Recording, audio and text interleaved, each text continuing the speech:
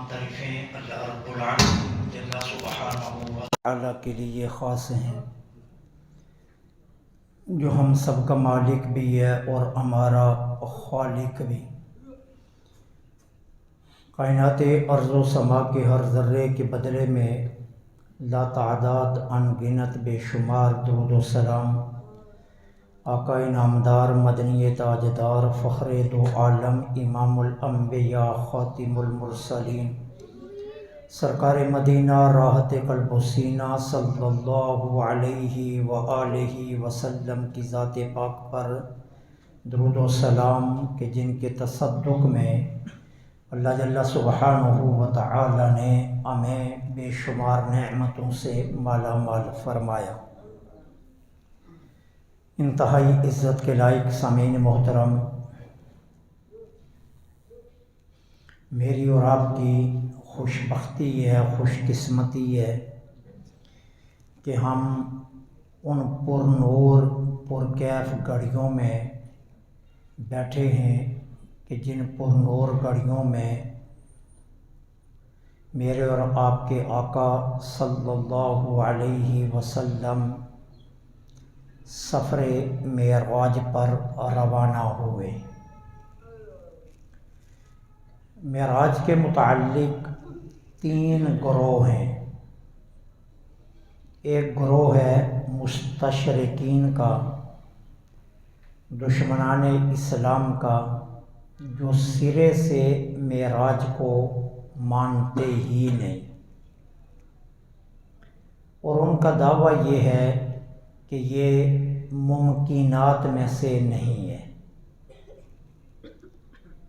دوسرا گروہ ہے بہت قلیل لوگوں کا، اور وہ جو قلیل لوگوں کا گروہ ہے ان کا عقیدہ یہ ہے کہ یہ امر منامی یا امر روحانی تھا، یعنی یہ معراج خواب میں ہوئی ہے، حالت بیداری میں نہیں ہوئی۔ تیسرا گروہ ہے جمہور امت کا، کہ جس میں امت کا تعامل بھی شامل ہے اور امت کا جمہور طبقہ۔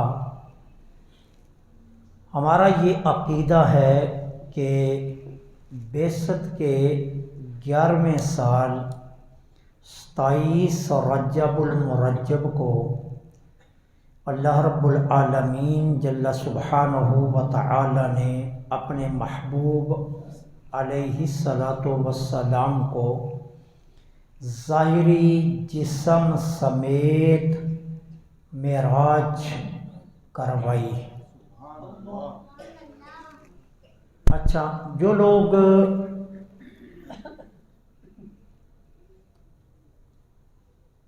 یہ کہتے ہیں کہ یہ معراج خواب میں ہوئی، ان سے اگر پوچھا جائے کہ اس کی دلیل کیا ہے تو ان کا جواب یہ ہے کہ انسانی وجود، انسانی جسم اتنی تیزی کے ساتھ سفر کرے، یہ انسانی وجود کا ڈھانچہ اس طرح ڈیزائن ہی نہیں کیا گیا، لہذا اتنی تیزی سے سفر ممکن نہیں ہے کہ لامقام پر جائیں، اللہ سے ہم کلام ہوں اور پھر واپس آئیں تو بستر گرم ہو، کنڈیاں ہل رہی ہو، وضو کا پانی چل رہا ہو۔ وہ کہتے ہیں کہ اتنی سرعت کے ساتھ، اتنی تیزی کے ساتھ انسانی وجود سفر کر ہی نہیں سکتا۔ ان کے لیے علماء نے بہت سے جواب دیے ہیں، لیکن سب سے خوبصورت جواب تفسیر کبیر کے اندر جو امام فخر الدین رازی رحمۃ اللہ علیہ نے دیا وہ ہے۔ امام رازی فرماتے ہیں کہ حضرت سلیمان علیہ السلام کا یہ طریق مبارک تھا کہ وہ اپنے تخت پر اپنے حواریوں سمیت اپنے ماننے والوں سمیت فضا میں سفر کرتے تھے اور اپنی مملکت میں پھرتے رہتے تھے۔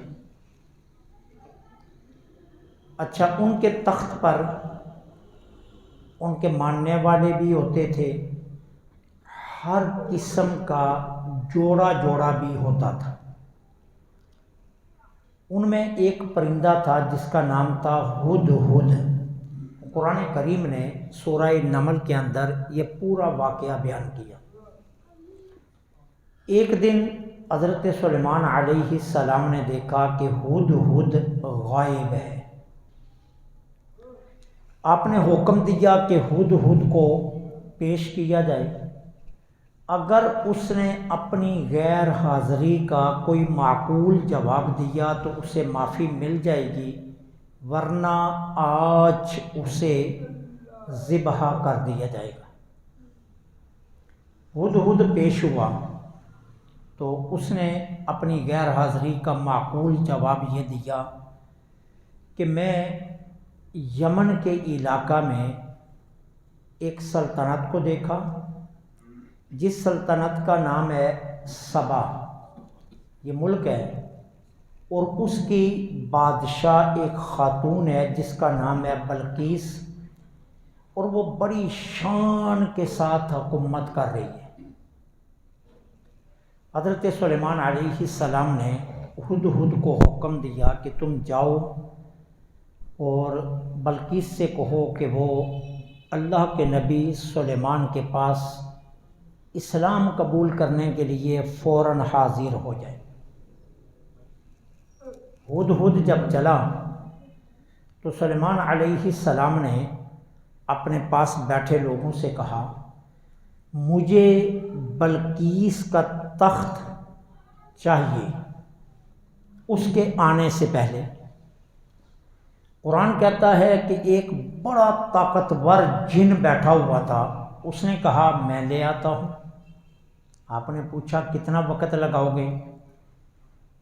یہ وقت تھا فجر کی نماز کے بعد کا، اور سلیمان علیہ السلام نے اپنی محفل برخاست کرنی تھی چاشت کے وقت۔ اس نے کہا جب آپ کی محفل برخاست ہوگی تخت پہنچ جائے گا، یعنی اس نے چند گھنٹوں کی مہلت مانگی۔ بڑا طاقتور جن تھا، اس نے کہا میں چند گھنٹوں میں یہ تخت لے آتا ہوں آپ کی محفل کے برخاست ہونے تک۔ وہیں حضرت سلیمان علیہ السلام کی خالہ کا بیٹا جس کے پاس زبور کا علم تھا اور اسم اعظم کا وہ ماہر تھا، اور سلیمان علیہ السلام کی خالہ کا بیٹا تھا، اس کا نام تھا آصف۔ وہ کھڑا ہوا، اس نے کہا جی تخت میں لے آتا ہوں۔ آپ نے پوچھا کتنی دیر لگاؤ گے؟ اس نے کہا جی یہ جو پلک ہے نا اوپر کی، اس کو نیچے لے آئیے، دوبارہ اوپر کریے، تخت سامنے ہوگا۔ آنکھ کے جھپکنے میں جتنی دیر لگتی ہے اتنی دیر میں تخت لے آتا ہوں۔ اب سلیمان علیہ السلام بیٹھے ہیں کہاں؟ ملک شام میں۔ تخت کہاں ہے؟ یمن میں۔ اس دور میں پیادل آنے جانے کی مسافت بنتی ہے 2 مہینے کی، 1 مہینہ آنے میں لگنا ہے اور 1 مہینہ جانے میں۔ اب تخت کیا ہے؟ 60 ہاتھ چوڑا، 80 ہاتھ لمبا اور کئی ہاتھ موٹا۔ اب شریعت ہاتھ کس کو کہتی ہے؟ شریعت ہاتھ اس کو کہتی ہے۔ یہ کونی جہاں میں نے پکڑا ہوا ہے، شریعت اس کو ہاتھ کہتی ہے۔ یہ 60 ناپ لیں، اتنا وہ تخت جو ہے وہ لمبا ہے، 80 اتنے جوڑ لیں تو وہ تخت چوڑا ہے، اور کئی ہاتھ موٹا ہے۔ اس پر ہیرے، جواہرات، سونا، چاندی، یاقوت زمرد لگے ہوئے ہیں، بہت خوبصورت تخت ہے جس پر ملکہ بلقیس بیٹھتی ہے، اور یہ 7 کوٹھریوں میں بند ہے، اور ہر کوٹھری کے دروازے پر تالا لگا ہوا ہے، اور تالے پر 10,000 فوج پہرا دے رہی ہے۔ اب ذرا بات کو آسانی سے سمجھ لیں، 60 ہاتھ لمبا، 80 ہاتھ چوڑا، کئی ہاتھ موٹا، 7 کوٹھریوں میں بند، ہر کوٹھری میں تالا، 70,000 فوج کا پہرا، ہر دروازے پر 10 7 دروازے ہیں، 10 کو 7 سے ضرب دے دیں، 70,000 فوج بنتی ہے۔ 70,000 فوج کا پہرا ہے، اور مسافت کتنی ہے؟ 2 مہینے کی۔ اور آصف کیا کہہ رہے ہیں؟ آپ آنکھ جھپکیں تخت آ جائے گا۔ اب جناب سلیمان علیہ السلام نے آنکھ بند کر کے کھولی، تخت سامنے، اللہ کا قرآن کہہ رہے ہیں۔ اب آصف کون ہے؟ سلیمان علیہ السلام کے صحابی۔ طاقت ان کے پاس کس کی ہے؟ اسم اعظم کی۔ جو لوگ یہ کہتے ہیں کہ اتنا تیزی سے یہ سفر طے نہیں ہو سکتا، ان سے پوچھئے کہ سلیمان علیہ السلام کا صحابی اتنی تیزی سے تخت لا سکتا ہے تو جو سلیمان کا بھی نبی ہے اس کی شان کتنی ہوگی؟ یہ تو سلیمان علیہ السلام کے صحابی کا کام ہے نا، آصف کا۔ تو اب سلیمان علیہ السلام کی طاقت کتنی ہوگی جس کے صحابی کی طاقت یہ ہے؟ تو جو سلیمان علیہ السلام کا بھی نبی ہے اس کی طاقت کتنی ہوگی؟ لہذا یہ کہنا کہ اتنی سرعت سے، اتنی تیزی سے یہ وجود سفر نہیں کر سکتا، جب ہم اس کو اپنے وجود پر قیاس کریں گے تو پھر تو نہیں کر سکتا، لیکن جب یہ وجود مصطفیٰ کی باری آئے گی تو یہ سفر ہو سکتا ہے، پھر یہ ممکن ہے، ناممکن نہیں۔ اچھا، جو یہ کہتے ہیں کہ یہ ممکن نہیں ہے معراج پر جانا، یہ ایک اصول یاد رکھیے، کسی دور میں ایک چیز ناممکن ہو، اگر پھر کسی دور میں وہی چیز ممکن ہو جائے تو وہ جس دور میں ناممکن تھی نا اس دور میں بھی اس کو ممکن میں مانا جائے گا۔ یہ اصول اچھی طرح سمجھ لینا۔ مثال کے طور پر آج سے 800 سال، 1000 سال پہلے ایک بندے نے دوسرے بندے سے کہا میں نے فضا میں ٹنوں لوہا اڑتا دیکھا۔ اس نے کہا یہ نہیں ہو سکتا۔ اس نے کہا کیوں؟ اس نے کہا جی فضا میں لوہے کا اڑنا ممکن نہیں ہے، لہذا یہ نہیں ہو سکتا۔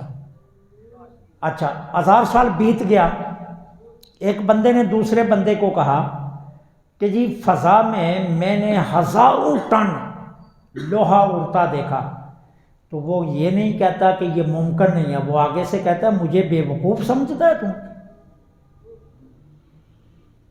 تو مجھے بے وقوف سمجھتا ہے۔ اس نے کہا کیسے؟ اس نے کہا مجھے پتا ہے کہ جہاز فضا میں اڑتا ہے اور سارا جہاز لوہے کا بنا ہوتا ہے، تو یہ کون سی ناممکن بات ہے؟ یہ تو ممکن ہے کہ ٹنوں کے حساب سے لوہا فضا میں اڑے۔ اب 1000 سال پہلے بات کہی گئی تو وہ کہتا ہے ممکن نہیں ہے، 1000 سال کے بعد وہی بات کہی گئی تو وہ کہتا ہے بالکل ممکن ہے۔ اب جب ایک ناممکن کی مثال وقوع پذیر ہو جائے ممکنات میں سے، تو پھر 1000 سال پہلے بھی اسے ممکن میں مانا جائے گا۔ اب نتیجہ کیا نکلا کہ اگر 1000 سال پہلے تم کہتے تھے کہ فضا میں یہ سفر اتنی تیزی سے نہیں ہو سکتا، آج 1000 سال کے بعد مثال مل گئی تو پتہ یہ چلا کہ 1000 سال پہلے اگر حضور نے یہ سفر کیا تو یہ ممکن تھا، یہ ناممکنات میں سے نہیں ہے، یہ ممکنات میں سے ہے۔ اچھا، پھر دیکھیے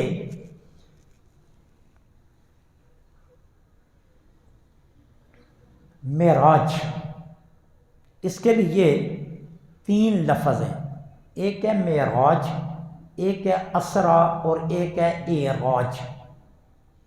مسجد اقصیٰ سے لے کر مسجد حرم سے لے کر مسجد اقصیٰ تک اسرا ہے، مسجد اقصیٰ سے لے کر آسمان 7ویں تک یہ معراج ہے، اور 7ویں آسمان سے لے کر لامکان تک یہ اعراج ہے۔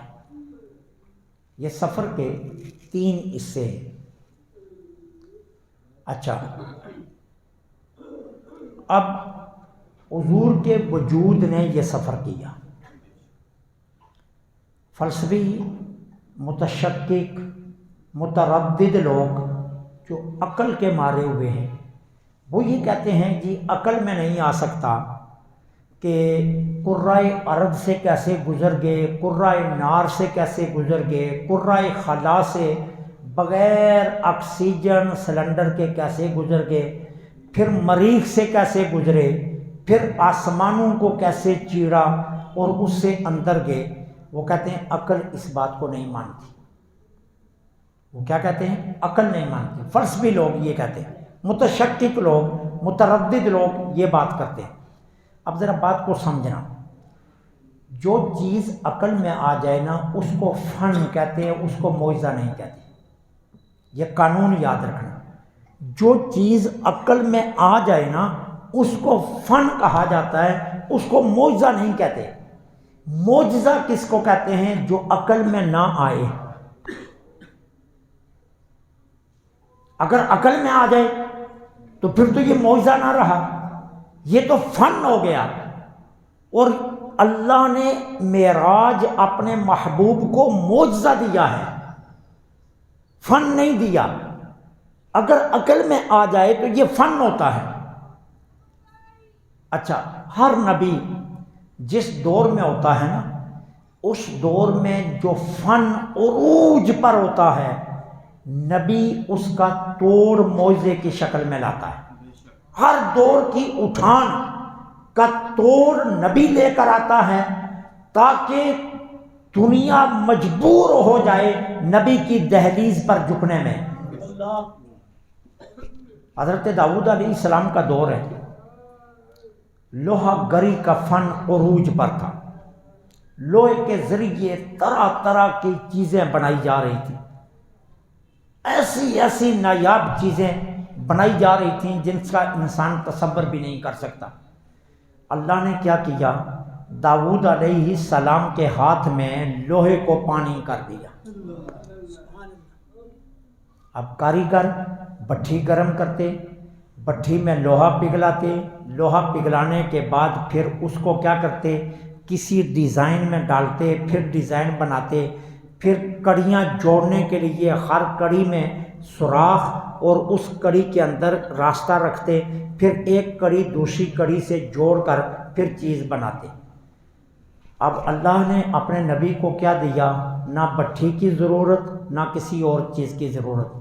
حضرت داؤد لوہے کو اٹھاتے، ہاتھ میں پکڑتے، وہ برف کی طرح پگھل کر بہنا شروع ہو جاتا۔ اب اللہ کے نبی کیا کرتے؟ اس میں ہاتھ انگلی سے جو ڈیزائن بناتے وہی بن جاتا، نہ کڑی نہ جوڑ نہ کسی اور چیز کی ضرورت۔ اللہ کے نبی نے جو انگلی کھینچی وہی چیز بن گئی۔ اب یہ جو کاریگر تھے، جو فن کے ماہر تھے، انہوں نے سر جوڑ لیے، سر جوڑ کر کہنے لگے کوئی ایسا نسخہ تلاش کرو کہ ہاتھ میں لوہا رکھا جائے وہ پانی بن جائے۔ اچھا، بغیر کسی ٹانکے کے آپس میں لوہا جڑ جائے۔ اب فن والوں نے اپنے سر جوڑے لیکن اس کا توڑ نہ پیش کر سکے، انہیں نبی کی دہلیز پر جھکنا پڑا کہ یہ فن نہیں ہے، یہ معجزہ ہے۔ سبحان اللہ۔ فن ہمارے پاس ہے، معجزہ نبی کے پاس ہے۔ بازار مصر میں حسن راج کر رہا تھا، حسن راج کر رہا تھا۔ ایسی ایسی حسینیں تھیں بازار مصر میں جو نکلتی تو بڑے بڑے طاقتور مرد تھر تھر کانپنے لگتے اور لاشوں کے لاشیں ڈھیر ہو جاتی۔ بازار مصر میں حسن راج کر رہا تھا، اللہ نے اپنے نبی یوسف کو حسن کا معجزہ دے کر بھیج دیا۔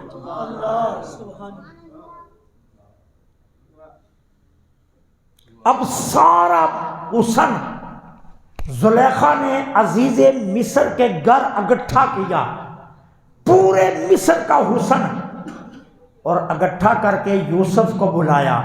یوسف نے اپنے چہرے پر نقاب ڈال کر نکلا، اللہ کا نبی پاس سے گزرا تو ہاتھ کاٹ لیے، اور دہلیز نبی پر جھک کر کیا کہا، زلیخا ہم قسم اٹھاتی ہیں ما ھذا بشرا، یہ بندہ ہے ہی نہیں،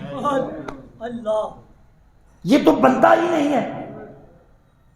اب جو اپنے حسن سے لوگوں کو قتل کرنے والی تھیں وہی ہاتھ کاٹ کر بیٹھ گئی اور کہنے لگی ما ھذا بشرا، یہ تو بشر ہے ہی نہیں، ان ھذا الا ملک کریم، یہ فرشتہ بھی ہے لیکن عام فرشتہ نہیں، اللہ کا بہت قریب کا کوئی فرشتہ ہے۔ اب حسن یوسف کا توڑ نہیں کر سکی، انہیں دہلیز یوسف پر جھکنا پڑا۔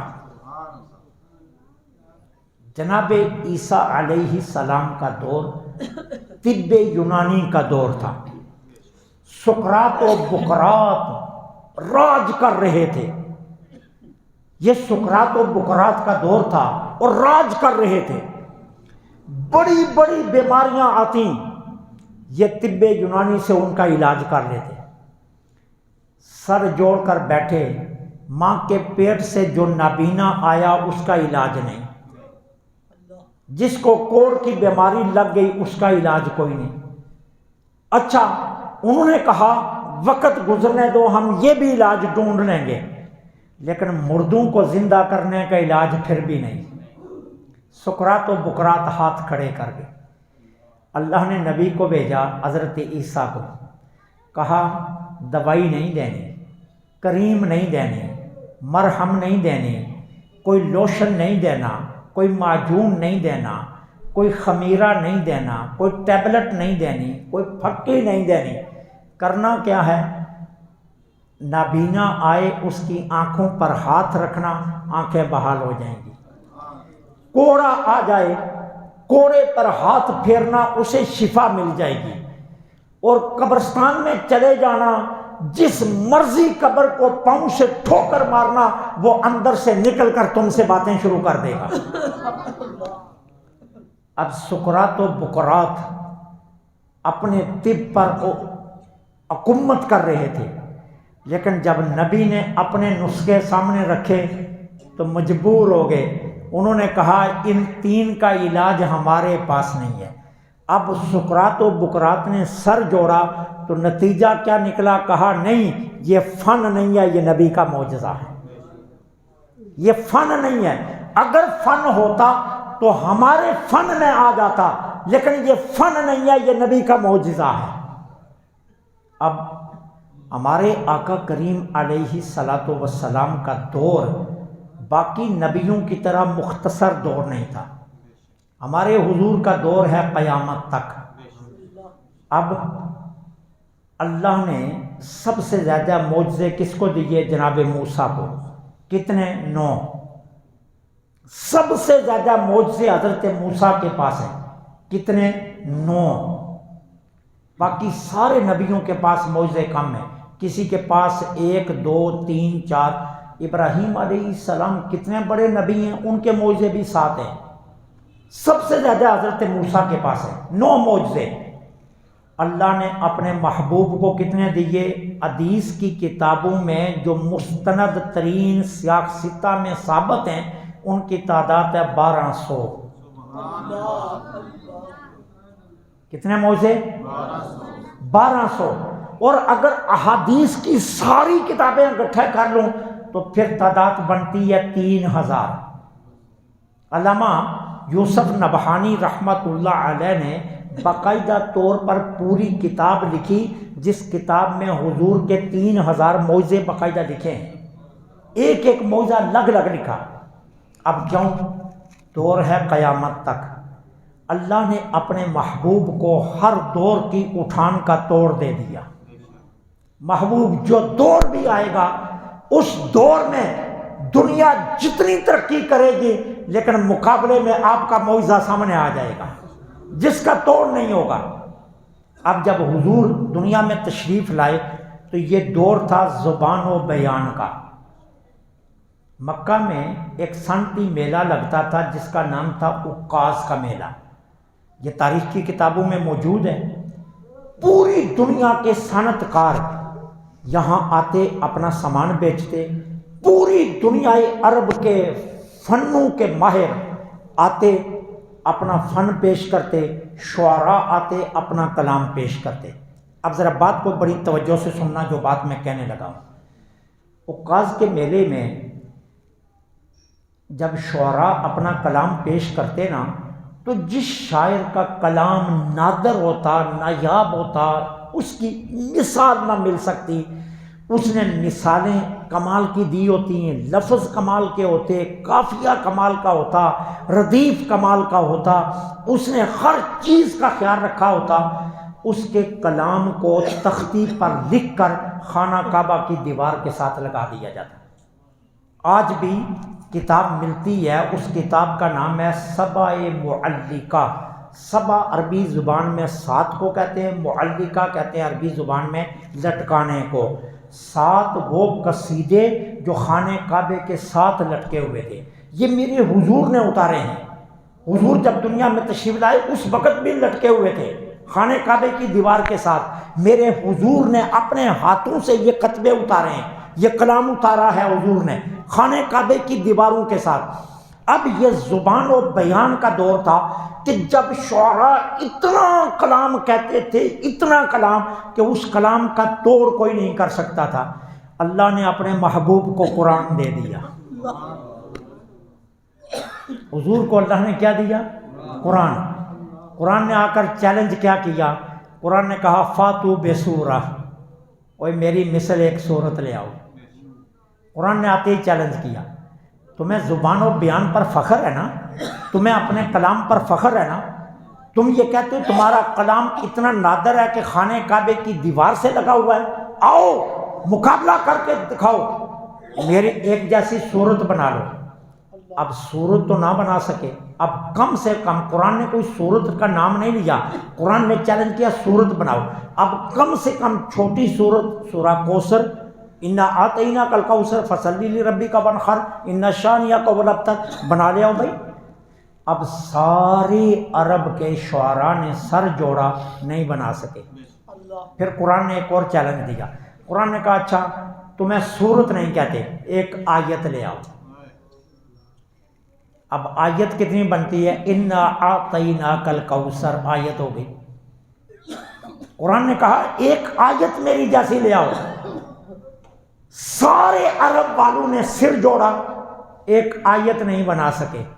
نبی کی دہلیز پر جھکنا پڑا یہ کہتے ہوئے کہ فن ہمارے پاس ہے، یہ معجزہ ہے۔ سبحان اللہ، یہ فن نہیں ہے، یہ معجزہ ہے۔ اب مشہور تھا عرب میں، آج بھی یہ بات مشہور ہے کہ کمان سے تیر نکل جائے تو واپس نہیں آتا، یہ مشہور ہے، شروع سے انسانوں میں یہ مشہور ہے۔ لیکن کمان سے تیر نکل جائے اس کا رخ موڑا جا سکتا ہے، یہ بھی نہیں مانتے تھے۔ کہتے ہیں کمان سے جب تیر چھوڑ دیا نا اب جدھر گیا گیا، لیکن آج کے دور نے یہ بات جھوٹی ثابت کر دی۔ آج کے دور نے یہ بات جھوٹی ثابت کر دی۔ اب بات کو سمجھیے کیسے جھوٹی۔ پاکستان نے ایک ہیلی کاپٹر بنایا جس کو کوبرا ہیلی کاپٹر کہتے ہیں۔ کوبرا ہیلی کاپٹر میں ایسا سسٹم ہے کہ اگر وہ ہیلی کاپٹر کے اندر سے میزائل چھوڑ دیں اور پھر بعد میں نظریہ بدل جائے تو وہ ہدف کو موڑ سکتے ہیں۔ یہ سسٹم لگا ہوا ہے پاکستانی ہیلی کاپٹر کوبرا میں۔ یہ سسٹم ہے کہ میزائل کو چھوڑنے کے بعد بھی ہدف سے موڑا جا سکتا ہے۔ اب مارا کہ غلام محمد آباد میں یہ گرنا چاہیے، خیال آیا نہیں غلام محمد آباد نہیں جناح کالونی میں گرانا ہے، تو اندر سے ہی ہیلی کاپٹر کے اندر سے ہی بٹن دبائیں گے، وہ غلام محمد آباد کے بجائے جناح کالونی کی طرف مڑ جائے گا۔ یہ سسٹم لگا ہوا ہے، لیکن قیامت تک یہ نہیں بن سکے گا کہ جو میزائل نکل گیا وہ واپس آ جائے۔ یہ نہیں بن سکے گا، یہ بن سکے گا نہیں بن سکے گا، جتنی مرضی کر لیں۔ اب دیکھیے میرے نبی نے، انہوں نے رخ بدلنا تھا نا، اب میرے نبی کی بارگاہ میں آ جائیے۔ حضرت عبداللہ بن عباس رضی اللہ تعالیٰ عنہ روایت کرتے ہیں، ایک عرابی، ایک دیہاتی، ایک بدو، ان پڑھ آدمی، پنڈ کا رہنے والا حضور کی بارگاہ میں آیا، آ کر کہتا ہے آپ اللہ کے سچے نبی ہیں؟ حضور نے فرمایا ہاں میں اللہ کا سچا نبی۔ کہنے لگا کوئی نشانی؟ حضور نے فرمایا تم بتا کیا نشانی چاہیے؟ کہتا ہے وہ جو کھجور کا خوشہ ہے نا، اگر خود بخود اتر کر آپ کے پاس آ جائے میں آپ کو اللہ کا نبی مان لوں گا۔ حضور نے فرمایا جاؤ اس کو جا کر کہہ تجھے اللہ کے نبی بلاتے ہیں۔ وہی بندہ جس نے ابھی کلمہ نہیں پڑھا، اب وہ گیا کھجور کے نیچے کھڑے ہو کر کہتا ہے کھجور کے خوشے تجھے اللہ کے نبی بلاتے ہیں۔ وہ ٹوٹا حضور کے پاس آ گیا خوشہ۔ اب یہ آگے آگے خوشہ، پیچھے پیچھے یہ باغار ہے۔ وہ خوشہ آ کر حضور کے پاس رک گیا، اس نے کلمہ پڑھ لیا۔ اب کلمہ پڑھنے کے بعد بنتا تو یہ تھا کہ حضور وہ کھجوریں صحابہ میں بانٹ دیتے، اور صحابہ نے کھجوریں سنبھال کر رکھنی تھی، کھانی نہیں تھی۔ کیوں؟ انہوں نے کہنا تھا یہ معجزے کی کھجوریں ہیں، ایسا ہی ہونا تھا نا، صحابہ نے کھانی تو نہیں تھی کہ یہ معجزے کی کھجوریں۔ اچھا حضور وہ سارا خوشہ اسی کو دے دیتے، اسی کو دے دیتے کہ جو آیا تھا کلمہ پڑھنے کے لیے، اس نے بھی سینے سے لگانا تھا کہ یہ معجزے کی کھجوریں ہیں، اور اس نے سارے جا کر اپنے گاؤں والوں کو بتانا تھا اور یہ دیکھو یہ چل کر آئی ہیں کھجوریں حضور کے پاس۔ لیکن ایسا نہیں ہوا۔ ہوا کیا ہے؟ تیر کمان سے نکل جائے نہیں آتا۔ حضور نے خوشے کو کیا کہا؟ جو کام لینا تھا وہ لے لیا، جہاں سے آیا تھا وہاں جا کر لگ جا۔ جہاں سے تم آیا تھا نا وہاں جا کر جڑ جا۔ اب وہ خوشہ چلا، جہاں سے ٹوٹا تھا وہیں جا کر جڑ گیا۔ اب قیامت تک کمان سے نکلا ہوا تیر کوئی واپس نہیں لا سکے گا۔ میرے نبی نے ٹوٹی کھجوریں واپس لگا دی۔ اب قیامت تک کوئی توڑ پیش نہیں کر سکے گا۔ یہ عقل میں نہیں آئے گی یہ بات، کیونکہ یہ فن نہیں ہے، یہ معجزہ ہے۔ جو چیز عقل میں آ جائے وہ فن ہے، اور جو عقل میں نہ آئے وہی تو معجزہ ہے، اسی کا نام تو معجزہ ہے۔ یہ کہتے ہیں وہ گے کیسے؟ عقل میں نہیں آتا۔ ہم کہتے ہیں یہی تو معاملہ ہے، جو عقل میں آ جائے وہ معجزہ نہیں رہتا، وہ تو معجزہ نہیں رہتا ہے۔ وہ کسی نے بڑی کوئی سادہ سا شاعر تھا، بڑا پیارا، اس نے کہا سی معراج راز محبتاں دی نہیں سی کسے دے عقل وچ آن والی، گیا طالب سدیا مطلوب صد لے جبرائیل سی صد لے جان والا، گیا طالب سدیا مطلوب سی جبرائیل صد لے جان والا۔ شاعر کا نام ہے ابن۔ آگے کہتا ہے بازے آکھن بنا دروازیاں دے کیویں لنگ گیا جان والا، ابن عقل نو اتھے کی دخل، جانے جان والا تے نالے لے جان والا۔ وہ کہتا ہے عقل کو کیا تعلق ہے یہاں؟ جانے والا جانے اور لے جانے والا جانے۔ تو جو عقل میں آ جائے وہ فن ہوتا ہے، وہ معجزہ نہیں ہوتا۔ اب دیکھیے قیامت تک حضور کا دور ہے، ٹھیک ہے۔ اب لوگوں نے مریخ پر بھی جانا تھا، لوگوں نے چاند پر بھی جانا ہے، لوگوں نے فضا پر بھی قبضہ کرنا ہے، لوگوں نے زمین پر بھی قبضے کرنے تھے۔ اب لوگوں نے دور تک جانا تھا، چاند پر اترنے کی باتیں، چاند پر کالونیاں بننے کی باتیں بھی ہونی تھی۔ اللہ نے اپنے محبوب کو وہاں لے کر گیا، ساری انسانیت الٹی ٹانگیں بھی مارے تو وہاں نہیں پہنچ سکے گی جہاں محبوب گیا۔ یہ ہے معجزہ، قیامت تک کے لیے توڑ آ گیا۔ تم الٹے بھی لٹک جاؤ تو وہاں نہیں پہنچ سکو گے جہاں میرا محبوب گیا، تم سوچ بھی نہیں سکو گے کہ وہ کہاں گیا۔ یہ حضور کا معجزہ ہے۔ ہم اس لیے کہتے ہیں جو عقل میں آ جائے وہ معجزہ نہیں ہوتا، یہ فن نہیں ہے۔ عقل میں فن آتا ہے، معجزہ نہیں آتا۔ موعظہ ہوتا ہی وہی ہے جو عقل کو قاصر کر دے مثال پیش کرنے سے۔ تو اللہ نے سرکار کو جسم سمیت معراج کی رات بلایا، ٹھیک ہے، یہ بات یاد رکھنا۔ اب جب حضور اللہ کی بارگاہ میں حاضر ہوئے نا، تو پھر یہ اعتراض ہوتا ہے اللہ نے حضور کو عبد کیوں کہا؟ میں نے جمعۃ المبارک کے خطبہ میں بھی بتایا تھا، حضور کو عبد کیوں کہا؟ رسول کہتا، حبیب کہتا، سید کہتا، یوں کہتا سبحان الذی اسری بعبدہ، نہ کہتا بلکہ سبحان الذی اسری برسولہ، سبحان الذی اسری بسیدہ، یوں اللہ فرماتا اللہ نے بعبدہ کیوں کہا؟ اچھا، اس کے کچھ جواب تو میں نے جمعے میں دے دیے تھے، ایک بہت پیارا جواب سن لیجیے۔ جب حضور اللہ کی بارگاہ میں پہنچے نا، تو اب ہوا کیا؟ ہوا یہ ہے کہ اللہ نے 70,000 راز، 70,000 رموز اور 70,000 حقائق حضور کی گود میں ڈال دی۔ یہ اللہ نے اپنی مرضی سے سب کچھ ڈال دیا۔ اب جب اللہ نے سب کچھ ڈال دیا نا، تو پھر اللہ نے فرمایا محبوب یہ تو میں نے دیا، تم بتا تیری کیا مرضی ہے۔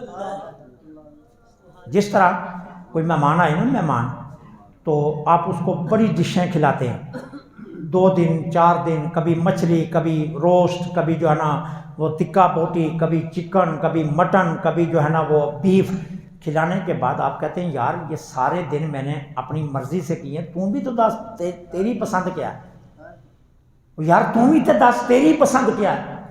اب اللہ نے جب حضور کو سب کچھ دے دیا نا، تو کہا بما اشرفک یا محمد، پیارے یہ سارا کچھ تو میں نے تجھے دے دیا ہے، اب تم بھی بتا تیری مرضی کیا ہے، تو کیا چاہتا ہے، تو کیا چاہتا ہے کہ تیری مرضی کیا ہے، تو کیا لینا چاہتا ہے۔ حضور نے اب جواب کیا دیا، مولا طائف میں پتھر کھائے تیری خاطر، کعبے میں اوجڑیاں اٹھائی تیری خاطر، مولا میں نے کانٹے سہے تیری خاطر، ابو جہل کی گالیاں برداشت کی تیری خاطر، بدر میں گیا تیری خاطر، احد میں دندان شہید کروائے تیری خاطر، مولا میں نے جہاں جہاں بھی گیا وہ تیری ربوبیت کا نعرہ لگایا، آج میری مرضی یہ ہے تو بھی تو مان جا کہ میں تیرا بندہ ہوں، آج تیری باری ہے، آج تو بھی تو کہہ دے کہ یہ میرا بندہ ہے۔ تو پھر حضور کے کہنے پر اللہ نے بے عبد ہی کہا۔ اب معراج کے دونوں قرآن میں جہاں معراج کا واقعہ وہاں آپ پڑھ کر دیکھ لیجیے، یہاں اللہ کیا کہتا ہے، سبحان الذی اسری بعبدہ، پاک ہے وہ ذات جس نے سیر کروائی اپنے بندے کو۔ اب سورہ نجم میں جائیے، معراج کا دوسرا حصہ، اللہ کیا فرما رہے ہیں، فَأَوْحَىٰ إِلَىٰ عَبْدِهِ مَا أَوْحَىٰ، وہاں بھی عبد ہی کہا اور یہاں بھی عبد ہی کہا، کیوں؟ یہ بتانے کے لیے کہ یہ عبد میں نہیں کہہ رہا، میں نے تو محبوب کی جولی بھر دی تھی، بھرنے کے بعد محبوب سے پوچھا تو بتا تو کیا چاہتا ہے، تو اس نے کہا مولا ساری زندگی میں نے کہا تو میرا رب ہے، آج تو بھی تو کہہ دے محمد میرا بندہ ہے۔ تو اس لیے حضور کی منشا پر اللہ نے بے عبد ہی کہا۔ اچھا، دوسری بات، دوسرا جواب جو امام رازی نے لکھا، مجھے یہ سب سے زیادہ پسند آیا۔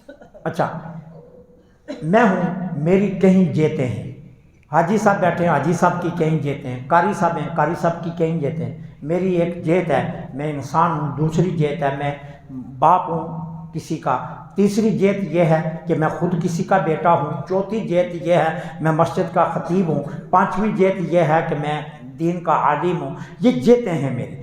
قاری صاحب ہیں، ان کی ایک جیت انسان ہے، پھر باپ ہے، پھر قاری ہیں، پھر حافظ ہیں، قرآن کی جیتیں ہیں، ٹھیک ہے۔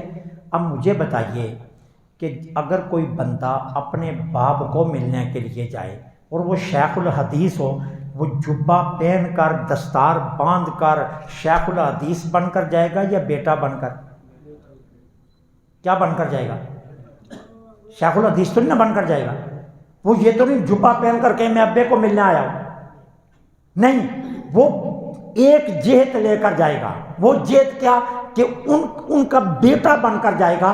ابا جی کو ملنے آیا ہوں بیٹا بن کر. اب حضور کہاں چلے تھے؟ رب کے پاس. کہاں چلے تھے؟ کہاں چلے تھے؟ تو حضور کی شانیں تو لاکھ تعداد ہیں.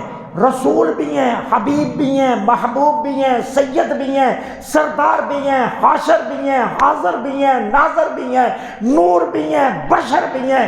لیکن اللہ کی بارگاہ میں جانے کے لیے حضور کیا بن گئے؟ عبد بن گئے. کیا بن گئے؟ عبد بن گئے. کیوں کہ یہ اصل میں یہ اصل تھا. کیونکہ اللہ نے سب سے پہلے عبد بنایا، پھر رسول بنایا، پھر حبیب بنایا، پھر سید بنایا.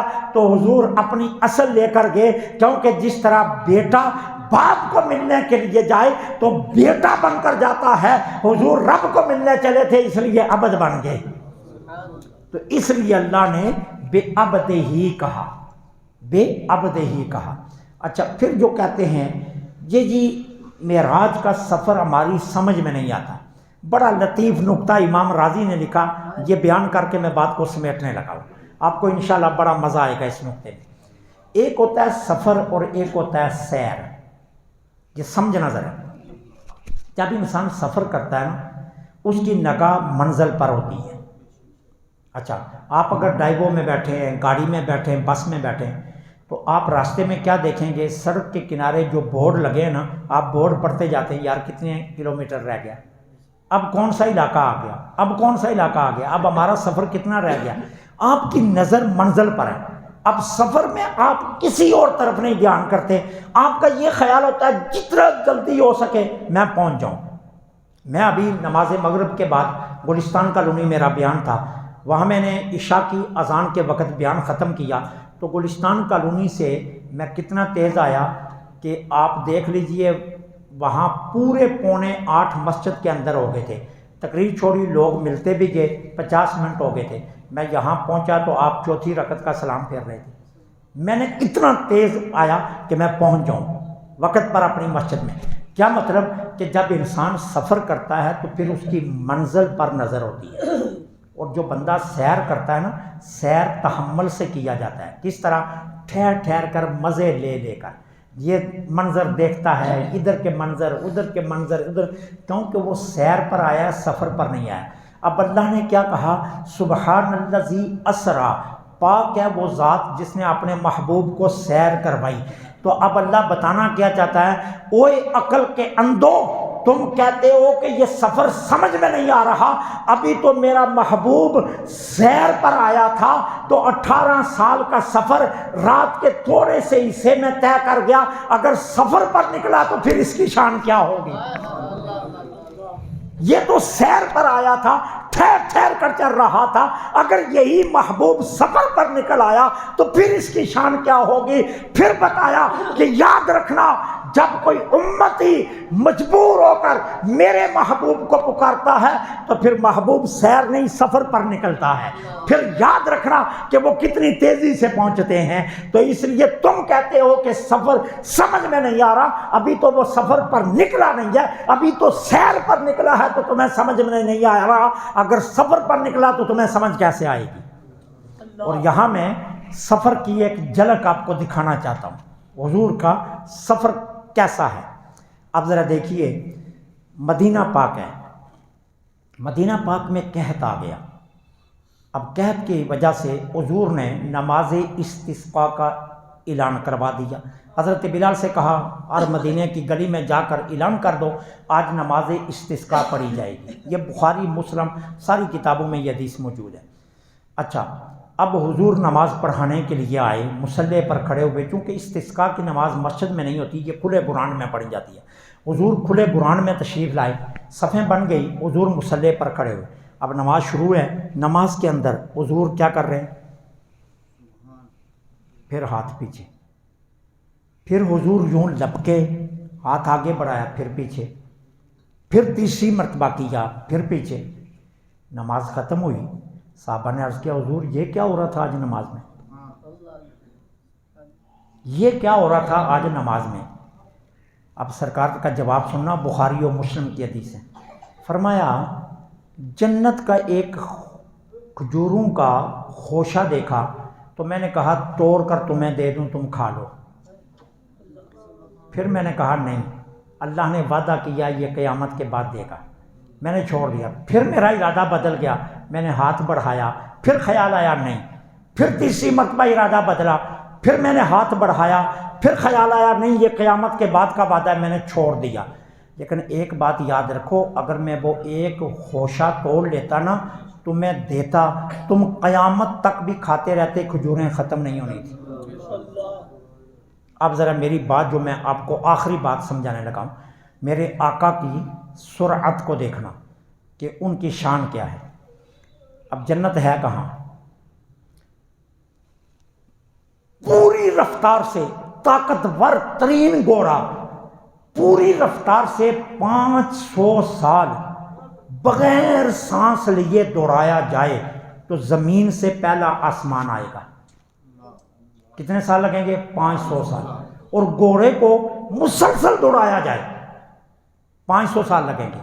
پھر پہلے آسمان سے دوسرے آسمان پر 500 سال، پھر اس سے تیسرے آسمان پر 500 سال، پھر چوتھے پر 500 سال، پھر پانچویں پر 500 سال، پھر چھٹے پر 500 سال، پھر ساتویں پر 500 سال، پھر ساتویں آسمان سے 500 سال گھوڑے کو دوڑایا جائے سدرۃ المنتہا، اور سدرۃ المنتہا سے 500 سال گھوڑے کو دوڑایا جائے تو جنت آتی ہے. آئی سمجھ جنت کہاں ہے؟ سدرۃ المنتہا سے بھی 500 سال آگے.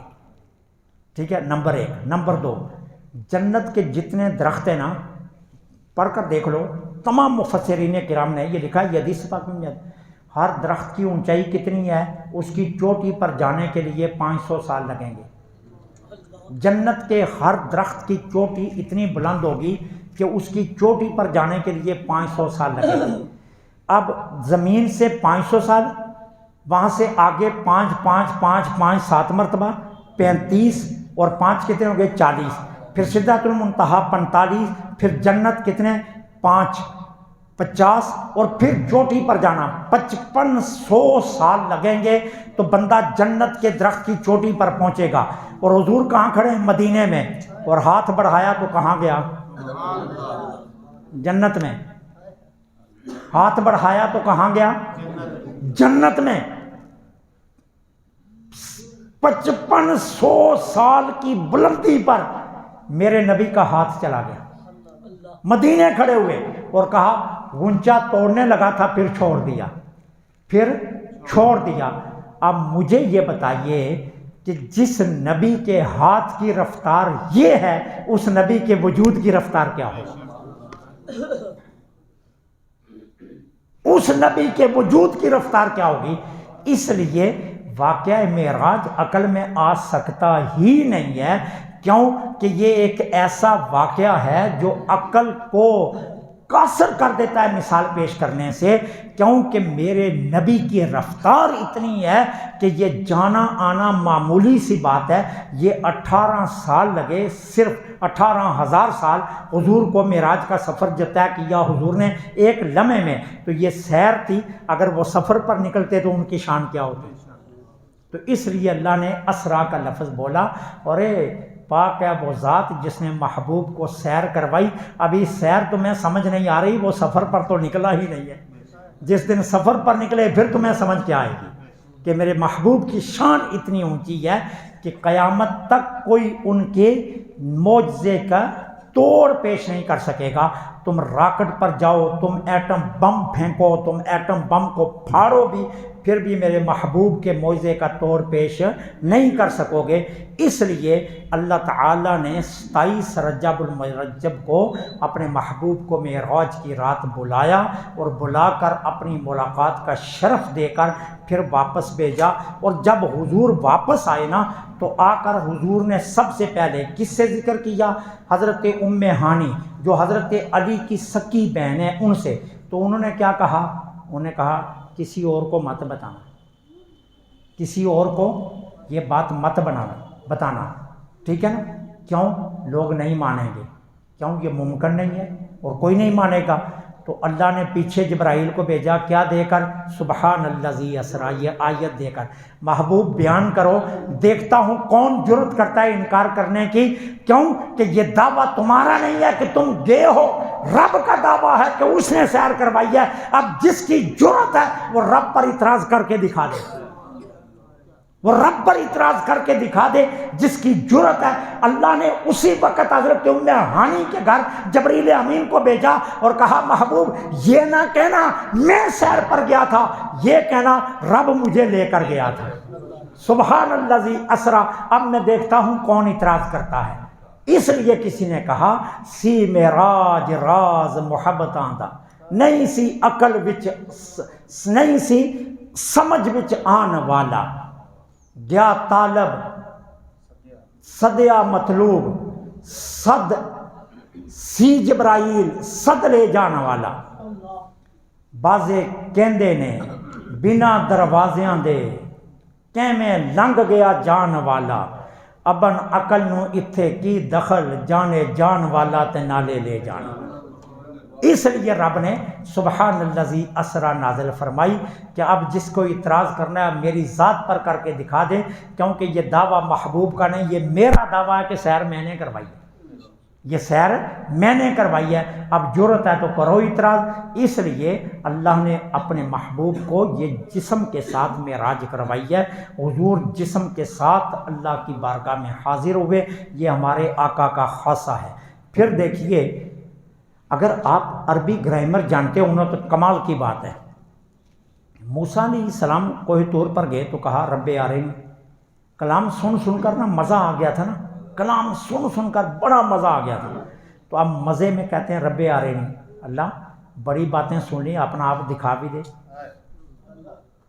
اچھا جواب کیا آنا تھا؟ لا ترانی، جواب یہ بنتا تھا لا ترانی، موسیٰ تو نہیں دیکھ سکتا۔ اللہ نے لا ترانی نہیں کہا، لن ترانی کہا۔ اب عربی لغت کو آپ جانتے ہو نا، تو جب فعل مضارع پر لفظ لن داخل ہوتا ہے نا تو یہ مستقبل کی ساری نفی کر دیتا ہے، ساری نفی مستقبل کی۔ اب اللہ نے کیا کہا؟ لن ترانی، موسیٰ تو مجھے کبھی بھی نہیں دیکھ سکتا، کبھی بھی نہیں۔ اللہ نے یہ نہیں کہا ابھی نہیں دیکھ سکتا، کہا کبھی بھی نہیں موسیٰ تو دیکھ سکتا۔ تو اب موسیٰ علیہ السلام نے عرض کیا مولا اگر میں کبھی نہیں دیکھ سکتا پھر کوئی اور ہے؟ تو کہا ہاں تو کبھی نہیں دیکھ سکتا، محمد جب چاہے دیکھ سکتا۔ لن ترانی رب نے کہہ کر یہ بتا دیا موسیٰ سارے مستقبل کی نفی کر رہے ہیں، تم کبھی بھی نہیں، نہ آج نہ کل نہ پرسوں نہ ترسوں کبھی بھی نہیں دیکھ سکے گا۔ ہاں میرا محبوب ہے جب چاہے دیکھ سکتا ہے۔ اس لیے اللہ نے کیا کیا؟ جبرائیل امین کو بھیجا، حضور تو سوئے ہوئے تھے، حضور تو سوئے ہوئے تھے۔ امام محبت بولے نا، امام محبت نے یہاں پتہ ہی کیا کہا؟ کہا تبارک اللہ ہے شان تیری، تجھی کو ہے زیبائی بے نیازی، تبارک اللہ ہے شان تیری، تجھی کو ہے زیبائی بے نیازی۔ کہیں لن ترانی، کہیں لن ترانی، اور کہیں دعویٰ وصال کا، کہ ایک طرف ادھر کہہ رہا ہے کبھی نہیں دیکھ سکتا اور ادھر مطالبہ ہی کوئی نہیں، سوئے ہوئے اور کہتا ہے آ جا۔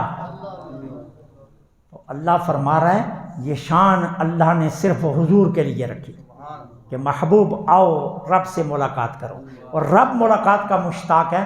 محبوب آپ ہو یا نہیں ہو لیکن رب چاہتا ہے ملاقات ہو جانی چاہیے۔ تو اس لیے حضور کی یہ شان کہ حضور معراج کی شب کے اصل میں اللہ نے خود حضور کو بلایا۔ تو اس لیے جس نے اعتراض کرنا ہے وہ اللہ پر اعتراض کرے کہ اس نے اپنے محبوب کو کیوں بلایا، اتنا جلدی کیوں لے کر گیا۔ یہ اللہ کو پتہ ہے۔ جو خالق صرف لفظ کن سے اتنی بڑی کائنات سورج چاند کو درام سے ختم کر دے گا، وہ ایک لمحے میں لفظ کن سے محبوب کو معراج نہیں کروا سکتا۔